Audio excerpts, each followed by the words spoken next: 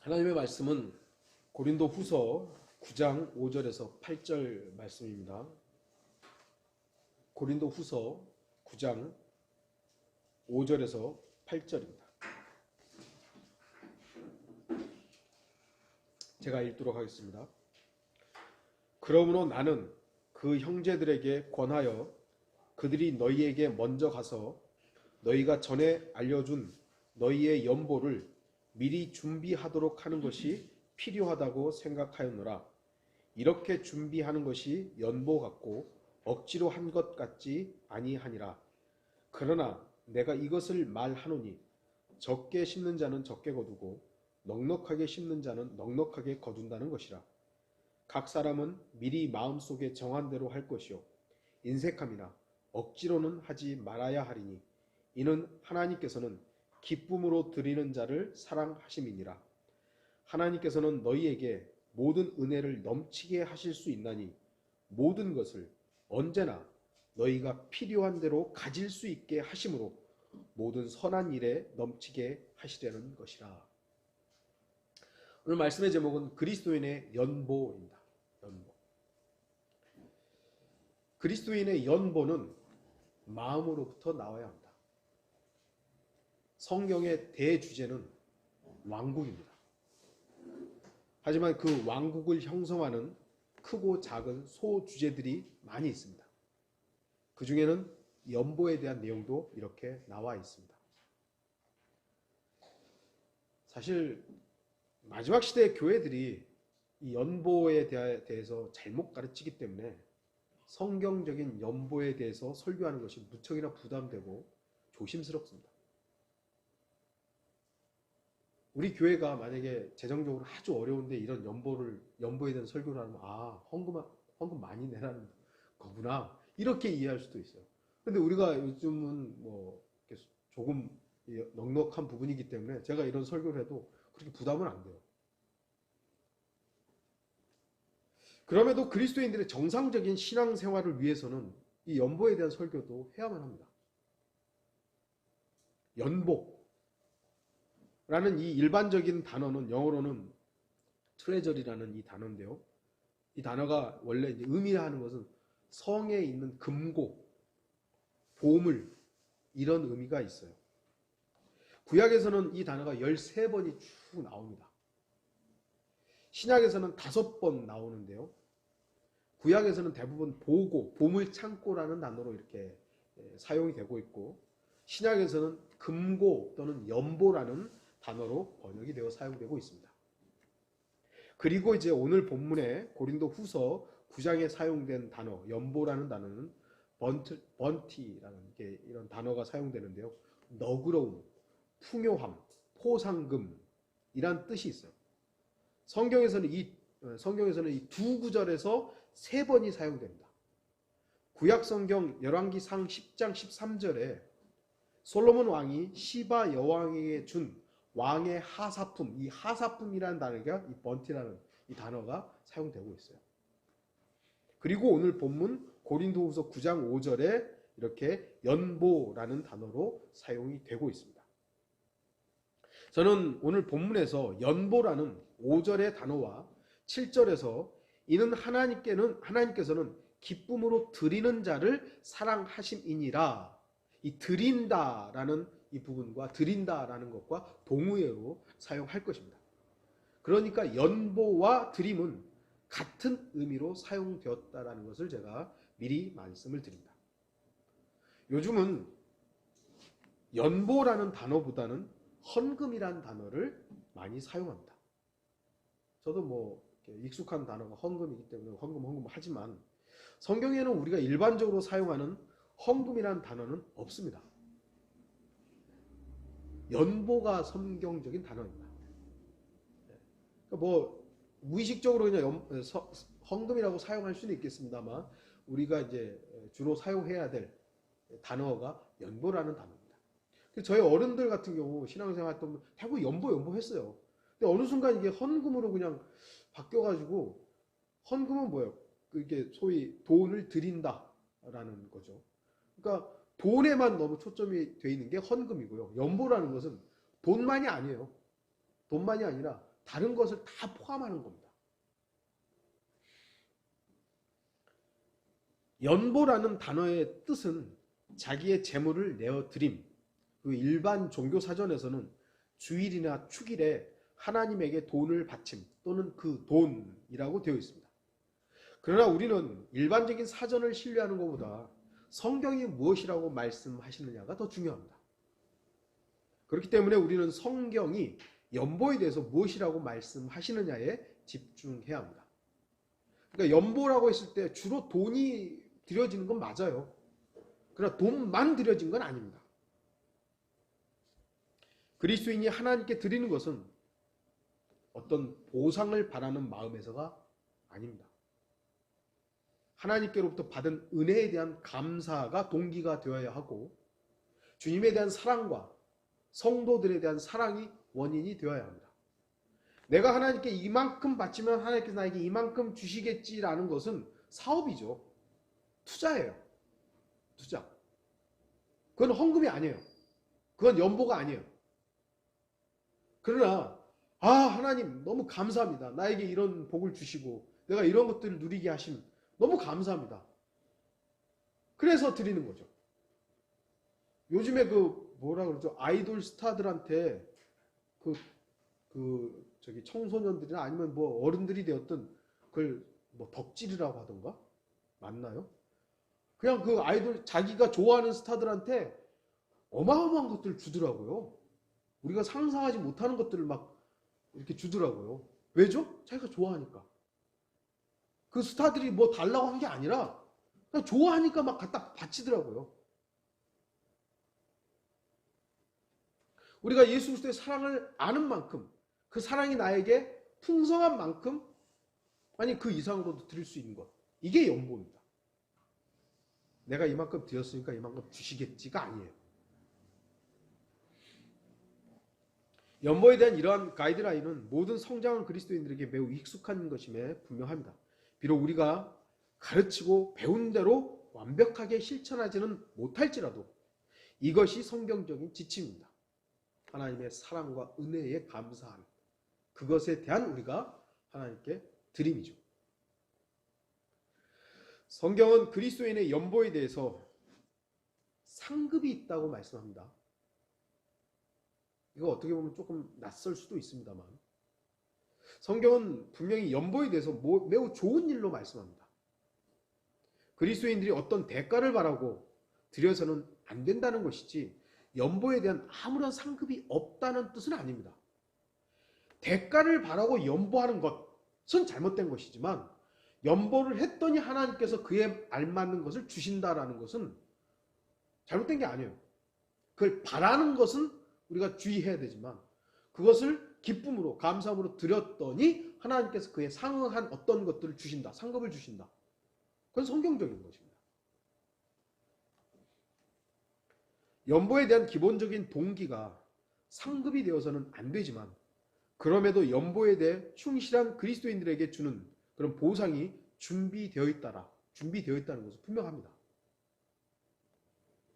고린도 후서 9장에는 드림에 대한 상급이 언급되어 있습니다.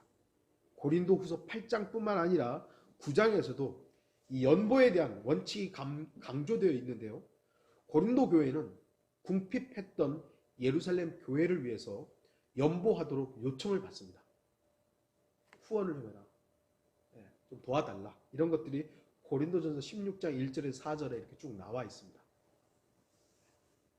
비록 오늘 본문은 돈을 내는 것에 대해서 다루고 있지만 이러한 원칙은 그리스도인의 연보에 대한 모든 영역까지 적용될 수가 있을 것입니다. 연보에 대한 상급 가운데 하나가 6절에 나타나 있습니다. 넉넉함을 받게 된다는 것입니다. 상급에는 최고 한도나 최저 한도의 제한이 없습니다. 비록 세상에서는 어떤 것들을 투자할 때 제한선들이 있죠. 주식을 사도 주식에는 그 제한이 없나요? 제가 주식을 안 사봐가지고 잘 모르겠는데 하여튼 뭐 세상에 어떤 것들은 제한들이 있어요. 경마에도 저는 경마도 안 해봤습니다만 그 어느 정도의 상한선이 있다면서요. 그러나 그리스도인의 연보에는 그 한계가 없습니다. 우리가 거두게 될 복의 정도는 우리가 심는 정도에 따라서 제한을 받게 될 뿐입니다. 누가복음 6장 38절에 주라 그리하면 너희가 받으리니 사람들이 후히 되어 꼭꼭 누르고 잘 흔들어서 넘치게 하여 너희 품에 안겨주리라. 이는 너희가 남에게 되어주는 그 말로 너희가 되어 받게 될 것이기 때문이라. 주는 만큼. 심은 일에 대한 가장 합당한 태도는 그저 많이만 심는 데 있지 않고 복의 근거 위에 심어야 한다는 것입니다. 아까도 제가 잠시 말씀드렸습니다만 어디에다가 줄 것인가? 어디에다? 세상 사람들은 기부하고 자선 단체 이렇게 하는 것 결국 사진 찍기 위해서 하는 거잖아요. 기부해놓고 사진 찍고 그거 이제 자기 PR하고 그게 세상이죠. 그리스도인이 하는 일은 오른손이 하는 일이 왼손이 모르게 하는 것이 어떻게 보면 원칙적인 것이죠. 아무 곳에나 심는 것이 아니라 하늘에 쌓아야 합니다. 주 예수 그리스도께 심어야 하고 하나님의 교회에 연보가 드려져야 합니다. 물론 이러한 성경적인 드림이 교회의 부를 축적하는 수단으로 변질된 것이 문제이죠. 그것이 문제이지 드림의 원칙은 지역교회에게 드려지는 것이 맞는 것이죠. 하늘에다가 우리가 어떻게 쌓아요? 하늘에 던집니까? 지역교회를 통해서 드려지는 것이 원칙이죠. 그런데 이것이 변질되어서 교회들이 부자가 되고 목사들이 과도한 부를 누리는 것, 이것이 잘못된 것이죠. 또한 본문을 보시면 인색함으로 드리거나 억지로 드리는 것이 아니라 넉넉하게 그리고 기쁜 마음으로 드리도록 해야 합니다. 그렇게 하면 우리도 복의 근거 위에 넉넉하게 거두게 될 것입니다. 넉넉하게 거둔다는 것은 통계 수치로 측정될 수는 없지만 분명히 그리스도인은 자신의 경험을 통해 알 수 있습니다. 여러분들이 누군가에게 또는 지역교회를 통해서 선교하고 또 구제하고 이런 일들을 감사함으로 드렸더니 하나님께 주신 풍성함이 여러분들 경험하시지 않으셨습니까? 억지로 하고 마지못해서 했을 때 그건 감사도 아니었죠. 풍성함도 아니었죠. 그건 해놓고도 부담되고 내가 왜 했을까 아이고 아까웠고 이렇지만 정말 감사함으로 하나님께 드림으로 인해서 그걸 통해서 넉넉한 것들을 얻는 것은 꼭 물질만을 말하는 게 아니에요. 성경적인 연보를 해야 되는 것이죠. 그러면 그 복을 직접적으로 맛보게 됩니다. 다음으로 연보에 대한 두 가지 상급이 8절에 나타나 있습니다. 8절 보시죠. 하나님께서는 너희에게 모든 은혜를 넘치게 하실 수 있나니 모든 것을 언제나 너희가 필요한 대로 가질 수 있게 하심으로 모든 선한 일에 넘치게 하시려는 것이라. 우리의 필요가 채워지고 항상 주는 일을 할 수 있도록 공급받게 됩니다.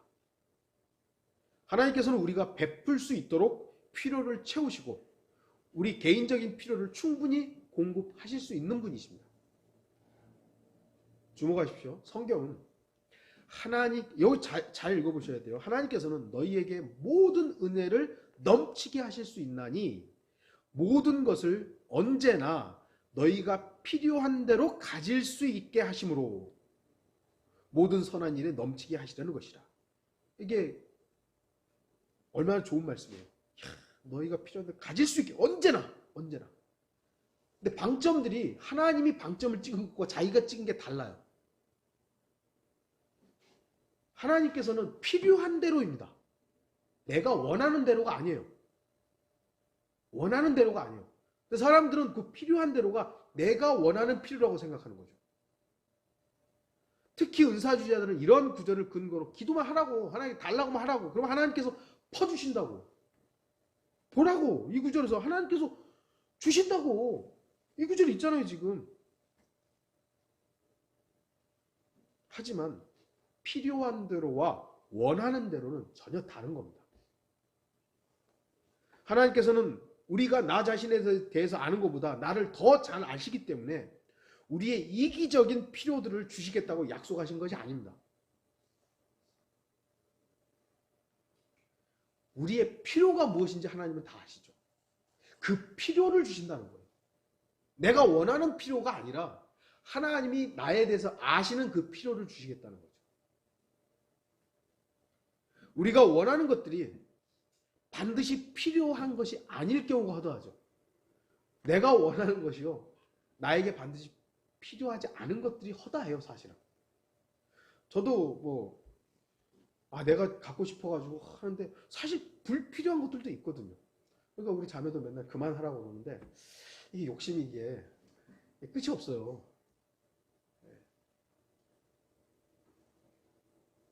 반드시 필요한가? 하나님의 필요와 내 원함의 필요가 다를 때가 많습니다. 그게 더 많을 때가 있죠. 하나님의 약속은 모든 일, 모든 선한 일에 강조점을 두고 있습니다. 하나님께서는 모든 필요에 대해서 언제나 모든 것을 공급하신다고 말씀합니다. 언제나. 모든 것을 언제나 필요한 대로 가질 수 있게 하심은 모든 선한 일에 넘치도록 하기 위해서요. 선한 일을 넘치도록 하기 위해서 언제나 주신다는 거죠. 그러니까 모든 선한 일을 할 수 있도록 모든 것을 언제나 필요한 대로 가질 수 있도록 하시겠다는 겁니다. 다시 말해서 문맥을 통해서 아는 것은요, 다른 성도들을 위해 연보하는 것은 모든 선한 일이죠. 그 일을 위해서 고린도 교회 성도들이 연보할 수 있도록 그 선한 일을 위해서 하나님께서는 모든 필요를 넘치게 하시겠다는 거예요. 그러니까 다른 지역 교회를 도울 수 있도록 그 필요들을 그 고린도 교회에 주시겠다는 거예요.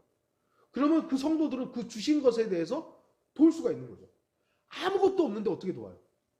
고린도 교회가 진짜 찔찔이 가난하고 다들 아무것도 없는데 예루살렘 교회를 어떻게 도와요? 근데 하나님께서는 바로 그 선한 일을 할 수 있도록 그들에게 모든 필요를 언제나 주시는 거죠. 근데 그 하나님께서 주신 것에 대해서 심지 않으면 그들은 넉넉하게 거둘 수 없는 겁니다.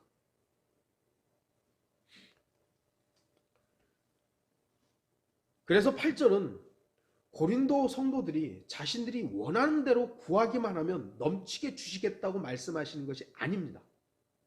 너네가 원하는 대로 구하기만 해. 그럼 다 줄게. 이게 아니라 그 필요들이 있었단 말이에요. 예루살렘 교회를 도와야 하는 그 필요들이 있기 때문에 주겠다. 그러면 너네는 도와라. 이런 것들로 이렇게 형성이 되는데 은사주의자들이 이것을 엉뚱하게 사용하고 있는 것이죠.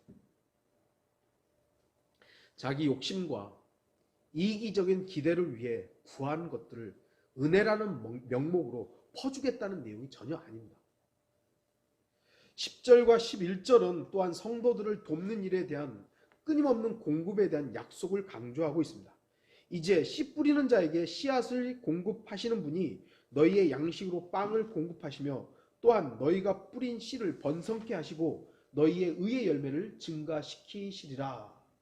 모든 일에 부요하게 되어 관대한 연보를 함은 우리를 통하여 하나님께 감사드리게 하는 것이라.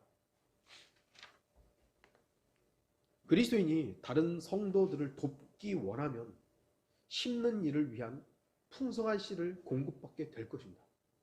내가 누군가를 돕고 싶어요. 저 형제가 진짜 어렵다. 힘든다는 걸 알았어. 돕고 싶은 거예요.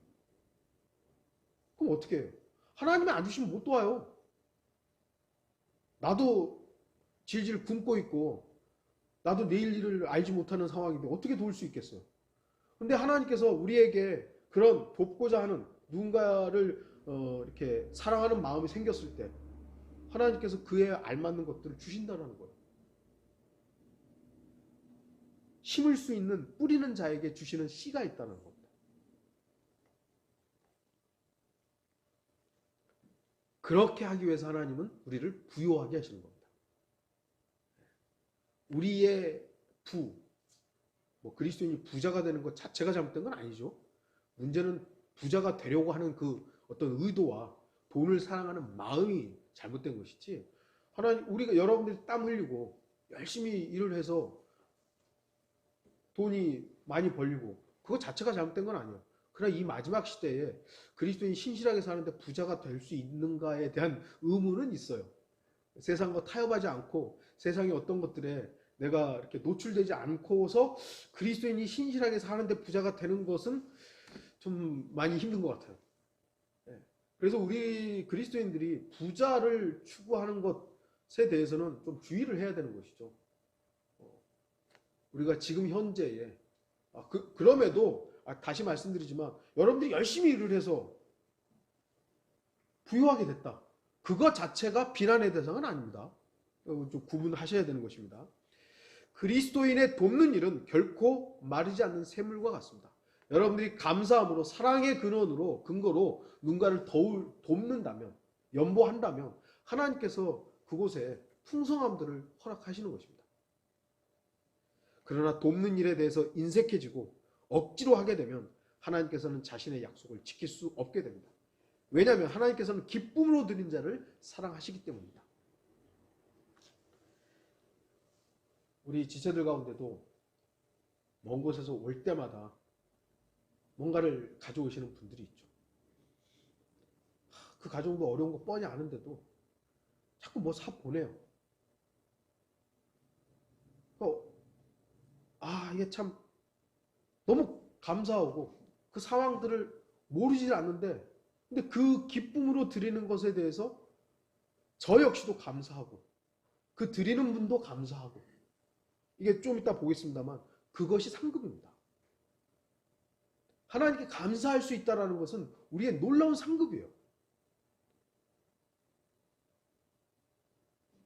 연보에 대한 상급은 9절에도 언급이 되어 있습니다. 기록되기를 그가 멀리 흩뜨리시고 가난한 자들에게 주셨으니 그의 의가 영원히 남음이라 함과 같으니 우리가 무언가를 준 일은 하늘에 기록되어 영원히 남게 됩니다. 이것은 지금 우리가 진지하게 생각해 보아야 할 문제입니다. 이 세상의 영웅이나 스타들의 어떤 이야기들은요 잊혀집니다. 제가 어렸을 때 스타다 막 했던 사람들은 이제 다 죽고 요즘 젊은이들은 몰라요. 몰라. 왜요? 인간의 것들은 다 스쳐 지나가는 거니까요.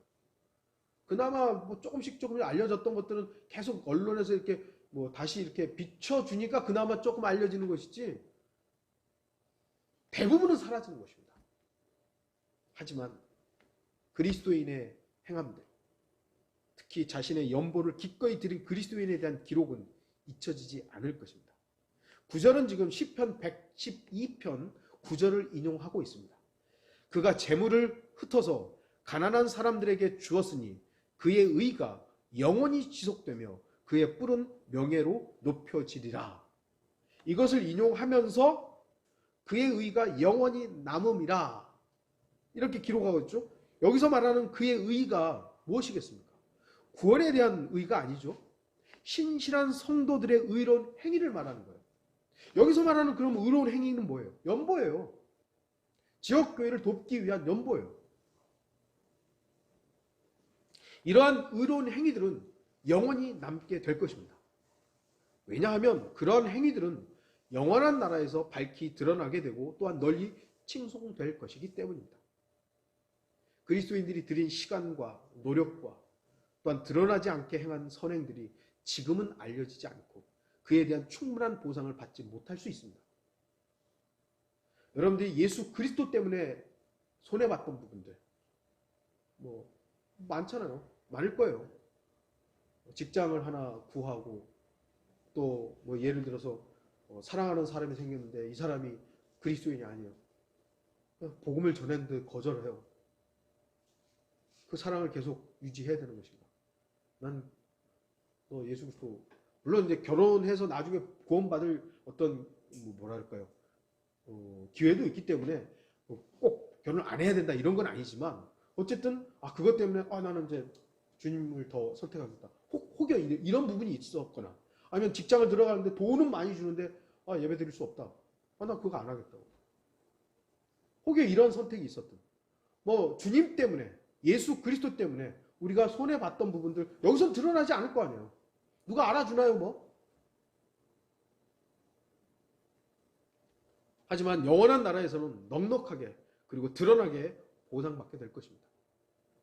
마태복음 6장 4절 그리하면 내 자선 행위가 은밀히 이루어져서 은밀히 보시는 내 아버지께서 친히 내게 드러나게 갚아 주시리라.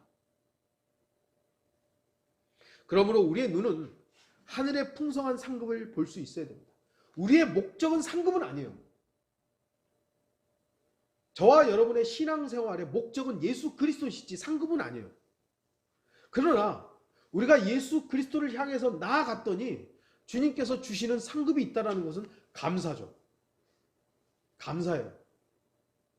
우리의 기대가 상급이 되잖아요. 그러면 그리스도의 심판석에서 내가 기대했던 상급을 혹여 못 받게 되면 어떻게 되죠? 주님을 원망하게 돼요. 그건 그리스도의 심판석이라고 뭐랄까요? 그리스도의 심판석의 올바른 자세가 아니죠. 아무 기대가 없는 거예요. 주님이 나의 기대예요. 주님을 만나 뵀을 때 주님께서 잘했다. 그리고 상급을 주시는 거예요. 그러면 어떻게 되죠? 감사죠. 기대 안 했는데 주시는 거니까. 우리의 자세가 그러해야 합니다. 그렇다고 해서 나 상급 안 받아요. 주셔도 안 받아요. 그거는 또 다른 교만입니다. 주님이 주시겠다고 하면 받아야죠. 여러분이 그리스도인으로서 행했던 다른 성도들을 돕는 일에 대한 기록이 공개되는 순간 여러분의 진가가 드러나게 될 것입니다. 모든 그리스도인들은 그리스도의 심판석에 서서 각자가 자기 몸으로 행한 것에 따라서 받게 될 것입니다. 생각을 받는 게 아니에요. 너의 생각이 어떠했느냐에 대해서 받는 게 아니라 몸으로 행한 것. 많이 심은 사람은 많이 거두게 됩니다. 고린도전서 3장 12절에서 15절 이제 누구든지 이 기초 위에 금이나 은이나 보석이나 나무나 짚이나 그루터기로 지으면 각 사람의 일한 것이 나타나게 되리니 그 날이 그것을 밝힐 것이라. 이는 그것이 불로서 드러나고 또 그 불은 각 사람이 일한 것이 어떤 종류인지를 시험할 것이기 때문이라. 만일 어떤 사람이 일한 것이 세운 그대로 있으면 그는 상을 받을 것이요 만일 어떤 사람이 일한 것이 불타버리면 손해를 당하리라. 이 일은 어떤 그리스도인들에게 충분한 위로가 될 것입니다. 내가 지금 이 땅에서는 인정도 못 받고 드러나게 누가 알아주는 건 아니지만 주님을 섬기고 성도들을 섬기고 이런 것들이 결국 주님께서 알아주실 것이다. 하지만 어떤 그리스도인은 필요한 경각심을 갖게 할 일입니다. 자기 자신만을 위해 살고 자기의 욕망만을 위해 사는 그리스도인들, 이런 사람들에게는 이 그리스도의 심판석에서 있을 드러날 것들 아무것도 없는 것이죠. 연보에 대한 또 다른 상급은 10절에 기록이 되어 있습니다. 이는 씨 뿌린 자에게 씨앗을 공급하시는 분이 너희의 양식으로 빵을 공급하시며 또한 너희가 뿌린 씨를 번성케 하시고 너희의 의의 열매를 증가시키시리라.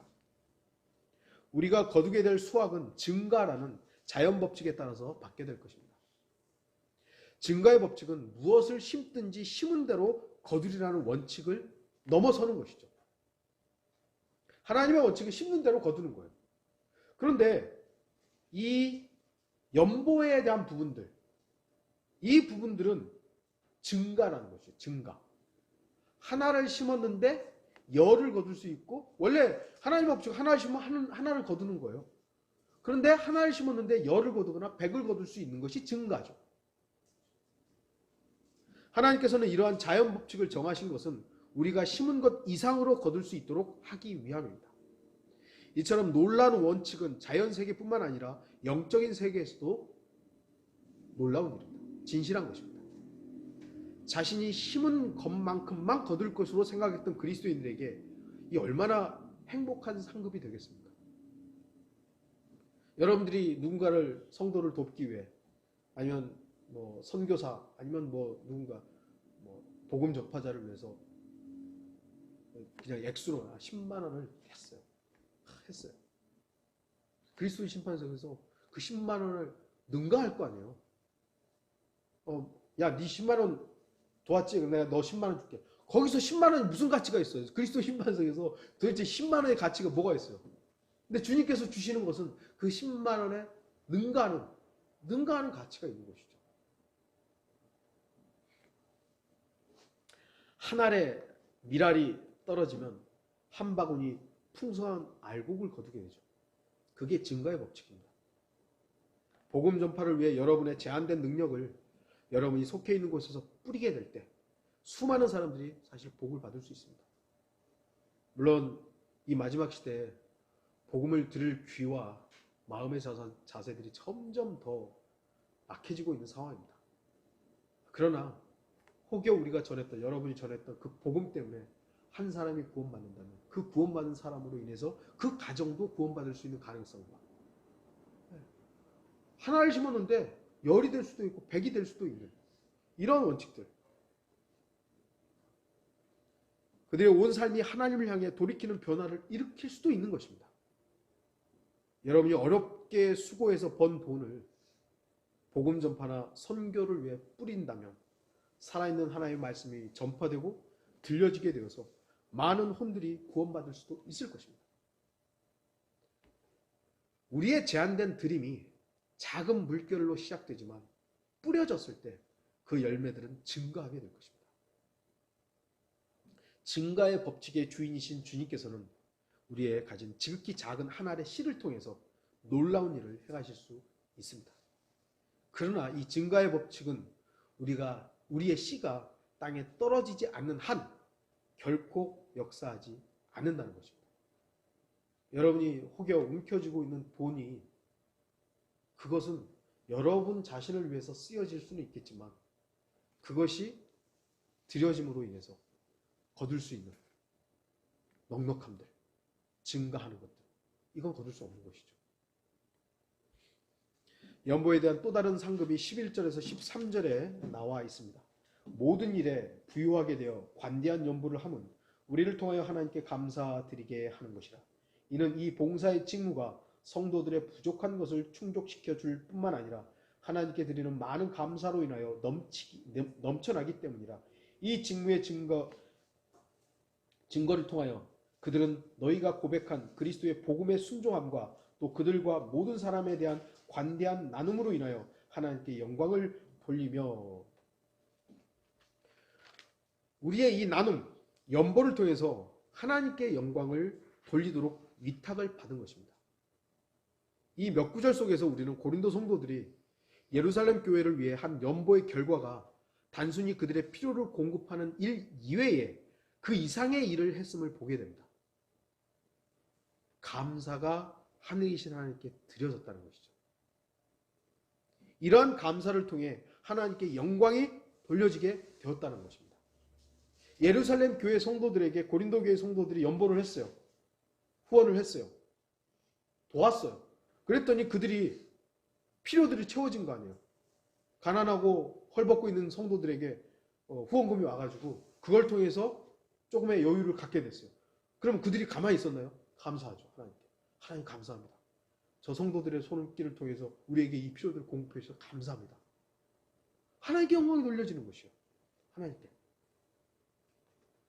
이러한 감사를 통해 하나님께 영광이 돌려졌다는 것.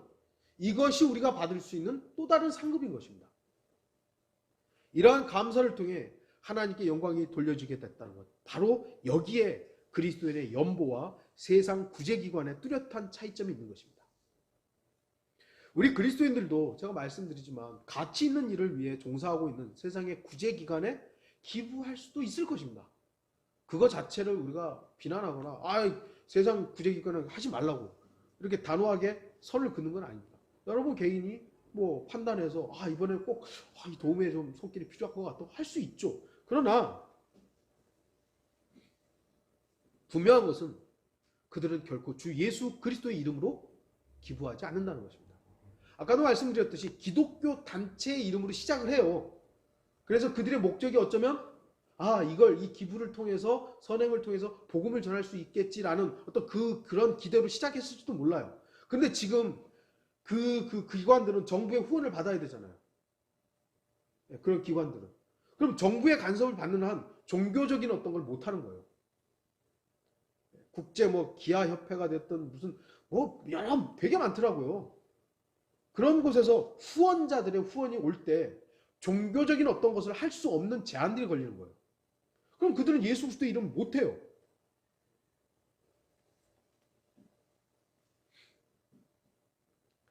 주 예수 그리스도 이름으로 연보는 그 필요를 충족시키는 데서 끝나지 않고 오히려 그 영광을 하나님께 돌리기 때문에 연보에 대한 상급이 뒤따르게 되는 것입니다. 우리가 힘들어하는 형제나 자매에게 전화하고 싶은 마음으로 가득하게 되거나 혹은 어떤 지체가 물질적인 어려움 속에 있을 때 그 필요를 조금이라도 도왔을 때 우리가 정상적이라면 어떤 상급을 바라고 하지는 않을 것입니다. 어떤 형제가 낙담해 있어요. 어떤 자매가 낙담해 있어요. 그럼 내가 이렇게 전화하면 하나님께서 나에게 그런 기대로 하는 게 아니잖아요. 정말 염려되고 사랑하는 마음으로 형제님 괜찮으세요? 자매님 괜찮으세요? 주님의 위로가 함께 해야 된다. 우리가 바를 곳은 주님밖에 없습니다. 그 위로를 통해서 그 형제나 자매가 위로를 받았을 때 물론 그 위로를 준 형제 자매에게 감사를 표할 수 있지만 그건 어디까지나 인간적인 부분이고 그가 돌릴 수 있는 영광은 어디예요? 주님이시죠. 하나님 감사합니다. 저 형제를 통해서 저 자매를 통해서 나에게 이런 위로를 주셔서 감사합니다. 물질적인 도움도 마찬가지죠. 저도 미국에서 왔을 때 정말 많이 없었어요. 많이 없었어요. 근데 몇몇 분들이 물질적인 도움을 주셔요. 너무 감사했죠. 그것이 물론 그 형제 자매들의 손길이지만 그것을 허락하신 분이 누구겠어요? 주님이시잖아요. 주님께 너무 감사하는 거죠. 하나님 감사합니다. 제가 누릴 수 있는 그 감사하는 이 부분들이 저에게 또 다른 상급인 것입니다. 우리가 돕는 일을 통해서 도움을 받은 그 사람이 하나님께 감사를 드리게 됨으로써 우리는 나눔을 통해 하나님께 영광을 돌리게 되는 것입니다. 돕는 일을 통해 하나님께 영광을 돌리는 것은 실제로 행해질 때 우리의 삶에 있어서 실제적인 풍요로움이 되는 것입니다. 세상 사람들도 기부해놓고 좀 뿌듯하잖아요. 누군가를 도와줘놓고 뿌듯함이 있는 것이요. 우리가 그런 뿌듯함을 누리기 위해서 하는 건 아니지만 하나님께서 주시는 그 풍요로움이 있는 것입니다. 그 풍요로움이 이 땅에서 누릴 수 있는 상급인 것이에요. 결론을 좀 맺겠습니다. 고린도후서 5장 10절 이는 우리 모두가 반드시 그리스도의 심판상 앞에 나아가서 선이든지 악이든지 각자 자기가 행한 것에 따라 자기 몸으로 행한 것들을 받을 것이기 때문이라. 그리스도인에게 주어지는 모든 상급은 자신의 몸으로 행한 일들과 연관되어 있습니다. 몸으로 행한 것들이 심판의 근간이 됩니다. 연보는 성도들이 몸으로 행한 것들 중에 하나가 될 것입니다. 연보는 단순히 돈의 많고 적음이 아닙니다. 또는 얼마나 자주 했나의 문제도 아닙니다. 하나님의 연보의 원칙을 알고 드렸느냐? 연보는 단순히 돈을 교회에 바치는 것이 아니라 구원의 복음을 전하기 위한 수단이며 다른 성도들을 돕기 위해 드려지는 감사의 실행입니다.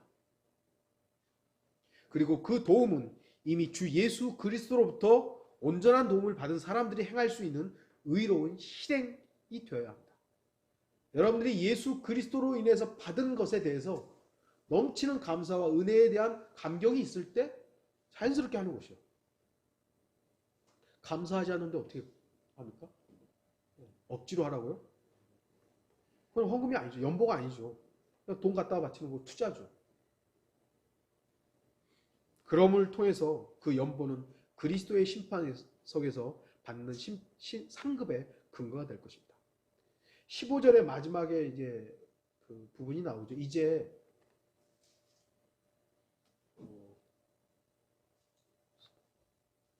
15절에 이제 말로 표현할 수 없는 그분의 선물로 인하여 하나님께 감사를 드리노라 이렇게 마무리가 되어 있죠. 여기서 말씀하시는 말로 표현할 수 없는 그분의 선물은 무엇이겠습니까?